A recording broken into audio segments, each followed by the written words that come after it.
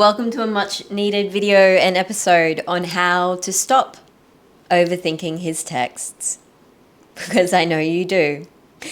If you're new here, hi, my name is Scarlett Loon. I specialize in helping women go from anxious attachment to secure. That's in a very broad sense. There's a lot of different rabbit holes that we go through. If you have ever sent a text, reread it 12 million times, put it into ChatGPT to try and make sure it came across the right way with the right tone, don't say too much but don't say not enough, all of the things, or you overthink his text. When he texts you, you're like, oh my gosh, what does that really mean?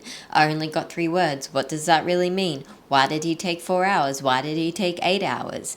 Or the message was dry, or the message seemed low effort, or the message was 1 word. I know. It puts your stomach in knots. You feel sick. You feel anxious. Maybe even your mood. Depends on his text messages. Today we are breaking down why you overthink his texts, especially if you're dealing with an avoidant, but most importantly, especially if you're anxiously attached, and exactly how to stop this overthinking spiral. And the reason I'm referring to text messages is because it's just so common. We carry our phones with us every day, and the normal way to communicate these days is through a text message. All right, number 1, why are you overthinking his texts? Overthinking texts, it isn't actually about the text itself.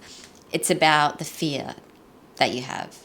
Fear of rejection, fear of abandonment, fear of being misunderstood. That's why the text messages mean so much to you. Text, unfortunately though, it removes the tone.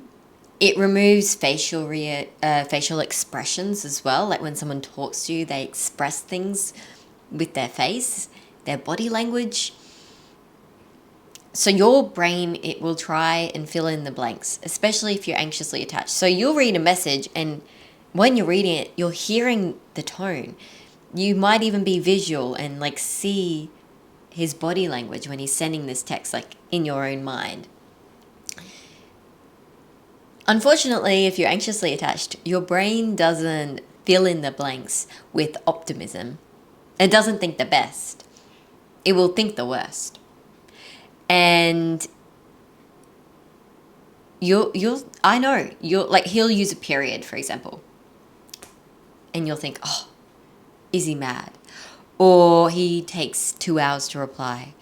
And you're like, oh, now he's losing interest. Or he left you unread. Is he done with me? He replied, haha. And you're like, oh, why is that so dry? Why did you just reply, haha? Like, why can't you be more expansive?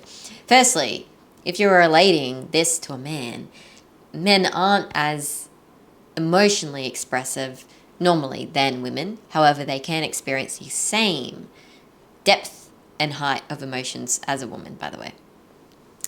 All right, let's add something important. If you're anxiously attached and you're texting someone who is avoidant, the dynamic that I have expressed is amplified. The avoidant people will delay responses even more, leave messages unread even more, give short, emotionally flat answers more often. And they will pull back whenever the conversations are deep, especially when you send paragraphs or voice messages that are over 30 seconds long. You didn't necessarily say anything wrong, even if you're anxiously attached. It's because the closeness, it will trigger an avoidant. It will scare them off. They'll start running away. Even though your anxiety says fix this, you trying to fix it is just pushing him away. Their avoidance, it says space, I need distance. And then you start spiraling, but do not mistake your spiral for intuition. Your spiral is an activated attachment system which has now gone into the danger zone, which is where you can't control the racing thoughts. You can't control texting them, then ringing them. You can't control the paragraph that you're going to send. You feel out of control. And that dynamic, anxious attachment and avoidant attachment, obviously it creates a lot of chaos. It's not very stable. But this is why. Part 2, the 3 lies your brain tells you. Number 1, if I say the perfect thing, I can control the outcome. If you grew up thinking, as long as I say the right things, do the right things, I'm a good girl, then I can control the outcome. Everything's going to be okay. There won't be chaos. There'll be peace and I'll be safe. I definitely learned that message. And so as an adult and as an ex-anxiously attached woman who was very anxiously attached to people and outcomes, I would watch what I said. I would watch what I did. And I was the good girl. I was the teacher's pet. I was the child who was never rebellious, who never did anything wrong, right? And it was because I was always trying to control the outcome and make sure I was safe. It's so funny. I recently said to someone, they said something. I can't remember what they said. And this was like a week or 2 ago. And I said, I'm not a good girl. And they were like, what? What do you mean? Being a good girl, and what I meant by good girl is over-analyzing everything, micromanaging everything, not being authentic, because you're scared if you're authentic that you will over-explain, that you will over-text, that you will be too much, and that you are too needy. That was my definition of being a good girl. I am not a good girl anymore. I am not anxiously attached anymore. I am secure. This good girl thing, it doesn't actually serve you. You can be a good person with great morals and treat people with respect and have healthy boundaries and all those things. But a good girl in my book actually meant that I was never safe, that I was controlling everything. I couldn't be authentic. And I was always trying to control other people's emotions, other people's nervous system. I didn't want to trigger other people, especially if I was, in contact with the avoidant.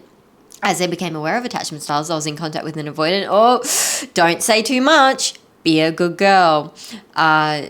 Don't state when something is said or done that you disapprove of, because, that will trigger them. Don't stand up for yourself, because that will push them away further. That was my definition of being a good girl. If you say the perfect thing, you think you can control the outcome. No, you cannot. I know you. You start rewriting the texts. You add emojis. You remove emojis. You put it into ChatGPT and, change it 5 times. You try to sound chill, but interesting, but also not too interested. I have asked ChatGPT, make it sound chill. Make it seem like, that I care, but not that I'm too overly invested. You can't control someone else's attachment style through perfect wording. You cannot control someone else's attachment style through perfect wording. You cannot.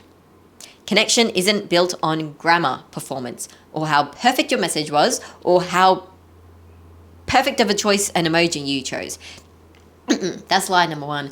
I'm loving this episode. Let's get right into it. Lie number 2. The delay means something. Now, the issue is here that the delay can mean something if you're in a relationship with an avoidant. It means that they potentially are avoiding you and distancing yourself and blah, blah, blah. And then we could go down the rabbit hole of maybe you're in a relationship with a narcissist. Okay, I'm just saying generalized, the delay means something is a lie. The delay doesn't mean anything. Sometimes a delay, it can mean nothing. It can mean nothing. I am the person, please do not dob me in, but I will be driving and I will see a text and I will open the text. But I can't reply to the text via a text because I'm driving. So yeah, I leave people on red. I try my best not to now. But, my delay in my reply, even though I opened your message, it can mean nothing. All it means is I was driving, I couldn't text back right then. If someone consistently leaves you on red though, or responds with very low effort, 1-2 word answers, or disappears when things feel too close or when you start communicating a lot, that does mean something.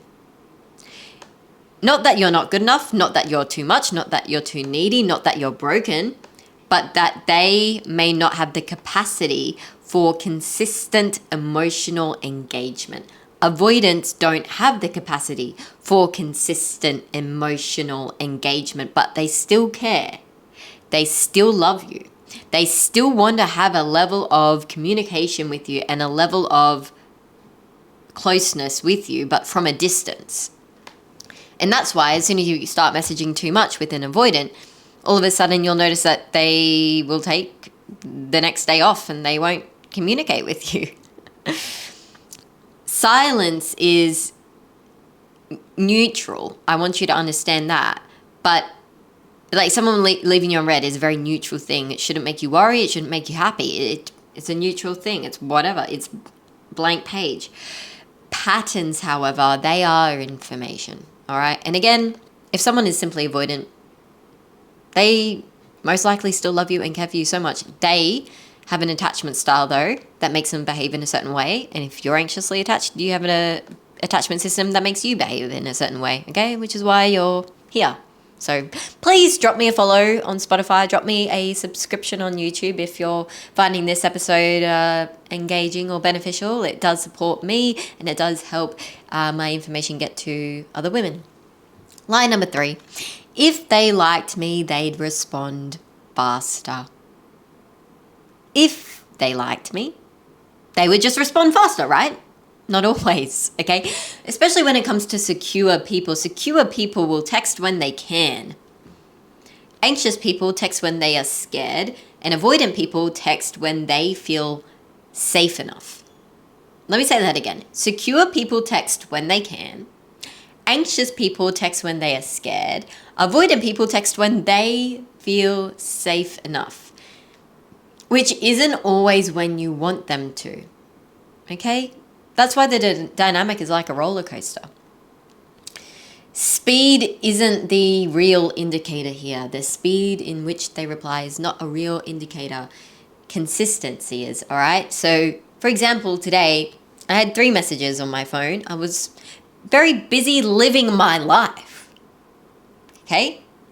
I could have responded at whenever I got up, but I didn't, okay? Because I had other priorities as the messages weren't urgent. I would reply once I had got XYZ done. My consistency's there. I still texted them today. It's okay. It's okay. Now, moving on. How to actually stop overthinking the text messages now that you've understood the different dynamics. Here's the practical part. I've been talking all day. The 10-minute rule. I actually, when I first was trying to heal my anxious attachment, I made it 20 minutes. So see how you go. Start with 10 minutes. If you want to push it a little bit, go for 20 minutes. After sending a text, I want you to put your phone away for the next 10 minutes. Don't look at it. Don't see if they're being online. Don't reread your own text. Put it away for at least 10 minutes. You don't need to spend 10 minutes of your valuable time on this planet wondering if they have responded, checking to see if they have responded. My goodness, we are so addicted to our devices. Train your nervous system not to wait in this alert mode, survival mode, not a safe mode for your nervous system. I can almost guarantee 90% of you check your phone once you've sent the text message within at least 10 minutes and have an activated attachment system, are now anxious, cortisol is up, adrenaline is up, hypervigilance is up. You're not feeling very safe and grounded. Don't spend 10 minutes, even more, of your day and your time on this earth being anxious. So put your phone away. It doesn't, unless it's urgent, right? If it's urgent, I wouldn't text them. I'd freaking call them, excuse my language. It's okay. Number 2, a one text policy. No double texting to soothe your anxiety, because we already know us anxiously attached women, you send them 2 texts, it doesn't soothe your anxiety anyway, because, yep, the other person is actually responsible for soothing your anxiety, aren't they? Because you place your worth and the reassurance that you need, that you're loved and safe and whatever else it might be, in the hands of someone else. So another text isn't going to change any of that. If he left you on read and you feel the urge to send question marks, because you asked him a question and now you need to send an extra question mark just to make sure that he knows it's a question and that he needs to answer it. I knew this too well. Or, are you okay? Or, did I say something wrong? Before you do any of that, just pause. Anxious chasing and avoidant distancing equals the cycle will continue. The cycle that makes you feel sick, anxious, puffy face, cortisol, insomnia, whatever your symptoms are, get out of the cycle. Let the silence do the revealing. 3. Point number 3, stop over-functioning. If you're sending paragraphs and get a lol back or a emoji back of any sort, that's data. Don't increase effort to compensate for someone else's lack of emotional availability. And this doesn't mean this person is a bad person. Again, it doesn't. Just because they're avoidant, it doesn't mean they are a bad person. They could be a narcissist with an avoidant attachment style, yeah, but not all avoidants are bad people. Some avoidants are actually really, really great people who just came from a background of trauma or emotional instability or emotional inconsistency from their parents. Same with you, most likely. Okay? It just has data. Just because they lack emotional availability, it doesn't mean they're a bad person. It might mean, though, that they're not the person for you. They don't have enough capacity for you. And that is their own problem, and you can't fix that for them. But match their energy instead. If they send a lol back or an emoji back to your big ass... I was going to say your big ass paragraph. Excuse my language. I try my best not to swear. I really do. This video is just fun for me because I just know you so well, and the memories of me sending so many texts and stressing out about it, and it would own my whole day. I know how you feel. I'm laughing at my older self whilst filming this video. Match their energy. Don't overextend it. They send a 1-word text, you send a 1-word text. They send a 2-word text, you send a 2-word text. They send you an emoji, you send them an emoji. They don't send you anything, don't send them anything. Especially as a woman. Don't chase a man. Ill. Gross. Ill. Number 4, ask this instead. Would I be spiraling if I felt secure? And also ask yourself, do I even like how this communication feels? That question will change everything for you. Because sometimes you're not anxious because you're too much or too needy. You're anxious because you're interacting with someone who is inconsistent. You're anxious because you're interacting with an avoidant. You're anxious because you're in a relationship with an avoidant. You're anxious because you're dating someone who doesn't have enough emotional capacity for you. Understand that, if you're anxiously attached and you are with someone who is secure, you won't be as anxious. You won't be as anxiously attached because their security that they have will make you less anxious. It is possible to go from anxious attachment to secure by meeting the right person. Now, I don't recommend doing it that way at all. You should really just focus on yourself and your own attachment style, but it is possible. Same with if you were secure and then you got in a relationship with an avoidant. All of a sudden, the secure person can become anxiously attached. Your anxious attachment, a lot of it, for me personally, yes, my adult experiences did play into it, but I was always anxiously attached. I was always, since I was a little girl, okay? So primarily it came from my upbringing and my genetics, okay? But for some people, their anxious attachment just developed in their adult life because of their experiences. So I want you to ask yourself again, would you be spiraling over the texts if you were secure? Would you put up with the texts if you were secure? Would you send multiple paragraphs if you were secure? Do you even like how your communication is with this person?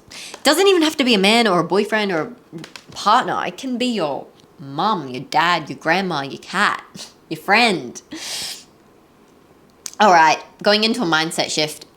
The goal isn't to text perfectly, and my throat is killing me, and I need a sip of bone broth, which is really good for you, but it is also high in histamines. So, if you have high estrogen, don't have too much of it. Don't ask me why I know that. All right, the goal isn't to text perfectly. The goal is to become someone who isn't shaken by delayed replies. Your whole world doesn't come crumbling down. The walls don't concave because the reply is delayed even though they've been active online. Don't chase reassurance. Don't overinvest in dry energy that is giving. Oh, I've been spending too much time on TikTok. Starting to talk like people who talk on TikTok, and it does not make me sound very professional. I need to work on that. Anyway. Don't overinvest in dry energy. Don't overinvest in someone who isn't even investing in you. Recognize avoidant patterns very early. I have many videos and episodes earlier that goes deep into avoidant attachment and the cues and the signals to recognize if someone is avoidant. So you should go check that out after you've finished this one. Chooses consistency over chemistry as well. They're your rules. That's your goal. If you're struggling with the text messages, which I know you do. Calm. That calm girl. She is so attractive. I mean that in a straight way. Calmness is so attractive. Detachment is so powerful. And security is so magnetic. You're secure. That's what I mean by security. You're secure. You become secure. You are magnetic to literally not just high value men. I don't like that word, high value men, just because people have so many different opinions of what a high value man is, and I have my own opinion as well. But anyway, being secure, so magnetic. And the right person won't make you decode basic communication, by the way. Now, with that being said, the right person could be your avoidant partner right now. It is possible for them to become secure, just as it is possible for you to become secure, but don't just listen to me. Do something about it. Do something about your anxious attachment. Anxiously attached women, I do need to call you out a little bit. I love you, but I do need to call you out. Stop hyper-focusing on the person you're dating or you're in a relationship with, the fact that they are avoidant. Stop hyper-focusing on that without acknowledging your own attachment style, which is making them more avoidant. Your anxious attachment makes them more avoidant. You can't control that person. You can control you, though. There's many resources I have. One-on-one mentorship, obviously, which you can apply for via the link below. You'll find it. 30 days of healing your anxious attachment. Journal prompts. Cognitive reframing. Reframing the subconscious beliefs which are reflecting your reality, which are reflecting the fact that you're anxious. But if you change them, then it would reflect the fact that you're secure. Link below. If you've ever been left on red and spiraled for an hour, 2 hours, 5 hours, felt sick. By the way, anxious attachment, anxious women, how are your digestive issues going? If you have been left on red and spiraled for an hour, I want you to comment below, been there. And if this helps you breathe a little easier, like this video. And if you're ready to break the anxious avoidant texting cycle for good, drop a subscribe, drop a follow. I really do appreciate it. And I'm very, very grateful for the circle and the community that we have built. Next, we are going to talk about how to stop chasing emotionally unavailable people, by the way. So if you're interested in that one, drop a follow as well. It was so lovely to have you here. I hope you enjoyed this episode. I am actually planning on changing the background very soon and upgrading a couple things. I'm in a very loose LKSD shirt today. LKSD? LSKD shirt. Because I'm on my period and I'm so tired. But this episode did bring me some energy. Anyway, that's all for today. Thank you for watching. And I'll see you in my next video or episode if you're listening to the podcast, the Secure Woman podcast. I have noticed a lot of you are listening to that, actually. Very grateful and blessed for that too. And I'm so glad that I can help you out. See you in the next one.